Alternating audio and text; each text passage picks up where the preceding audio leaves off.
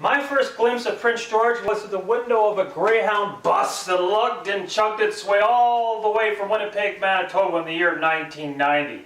And when I disembarked from said bus, I was immediately embraced by what Prince Georgians affectionately refer to as the smell of money, the fragrance of finance. And even though back then I was young, impressionable, maybe even slightly foolish, I at least had the wherewithal to look past that first impression and see Prince George as a functional place. You see, I was in the area to plant trees. I spent my days hard on the cut blocks and in the evenings in a rough and tumble tree planting camp. And when it came to PG, it was for days off. So it became to me a bit of an oasis. It was, in the words of this guy who is red-green, if not a handy place, or pardon me, if not a handsome place, a handy place.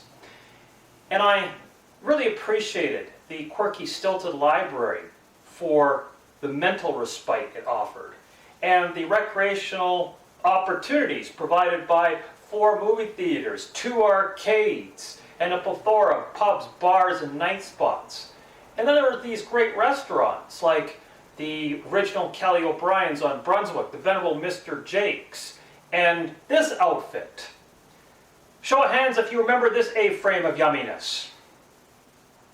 Now when I remember it, it wasn't the Outrigger, nor was it the Bamboo Palace, the first and last restaurants to grace it. There was an Indian food restaurant sandwiched in between called the Taj Mahal.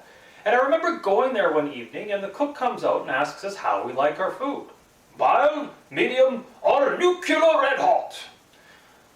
Well, we chose the latter and quickly realized that that was more than a meal. It was a week-long commitment. I broke up with Prince George shortly after that, but it had nothing to do with the Taj Mahal. You see, I went back east to forestry school in Thunder Bay, and something very interesting happened when I graduated in 1994. I was offered a position with the Prince George Forest Consultant Company, IFS. IFS stands for Industrial Forest Service, exactly. And IFS is an important firm in the historical mosaic of Prince George, but that's not important right now. More interestingly is that I turned down a higher paying position to accept that job, one that would have kept me closer to family and friends in northwestern Ontario. And I think that that choice speaks to the something about Prince George that crept its way into my upper chest cavity and was converting my heart and soul to its ways. Now those romantic words notwithstanding, my plan was to come here for 2 years, get some experience, and then put PG in my rear view mirror. Best laid plans of mice and men often go astray, however, as John Steinbeck said, and instead I found myself falling in love with an affordable house, a local girl, Terry, 2 byproduct children, and more holistically, a place to call home. That's my Prince George past story. It's great, but when I think of the present, I reflect on what we've lost and what we've gained. For example, there are no longer multiple movie theaters in town. There is a single arcade, and it sucks. The ball pits and the laser tag arena of Bubba Blues bounce no more, and my cowboy boots long for the opportunity to dance the Cadillac Ranch just one more time. But this isn't a slim chance crying cowboy song. We've gained lots as well. The university, for example, has changed the character of this town. The Northern Sports Center has shrunken our winters, and the cancer clinic has eased our pain. And if you're a sports fan, surely you smile at the WHL Cougars and the CN Multiplex. And if you're arts enthusiasts, then you revel at the Two Rivers Art Gallery, Theatre Northwest, the wonderful creative expression spaces of Books and Company. And if you love food, we have a strong local food community spearheaded by multiple farmers markets, and there's some great eateries as well, like Sassafras, like Nancy O's, like the Copper Pig. Got a lot going for us, which is a great foundation for a future. A future that I have 3 wishes for. Wish number 1, more people living, working, and playing downtown. Show of hands, who here went to one of the Cold Snap festivals this winter? It was great, wasn't it, to see so many people milling around downtown. That's a nightlife that I long for once again. I also wish for us to address our criminal and social malaises. Now, Vancouver politician Haiti Fry was wrong. There are no crosses burning in our lawns.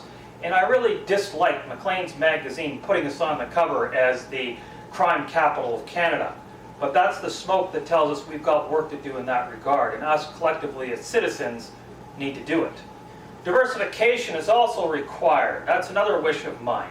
Economic diversity, well, that's a given. We can no longer afford to be a one-trick forest industry town, and we've got a growing array of businesses, some high-tech, some community-minded, and a strong entrepreneurial spirit that gives me hope there.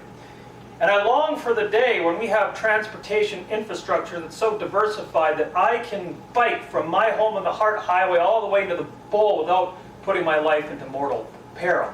And it was good to see a local city councillor run on a platform of transit this year as well. Social diversity is also included. The minefield canary for me telling us that we need to roll up our sleeves and do some work to make people feel more included in this community was the controversy last month regarding the renaming of a beloved park. Now, I came to Prince George for 2 years, but I've stayed for 20. I've fallen in love with this community despite all that we've lost and all that we've gained. But I'm focused on the future. I think that if we boost our capacity to deal with our diversity, if we address our criminal and social issues, and if we increase our occupancy downtown, we can make Prince George not a great place to live, work, and play, but the best. I compel you, if you don't already, think of Prince George as cutting edge. I, for one, am proud to be part of its past, of its present, and its future.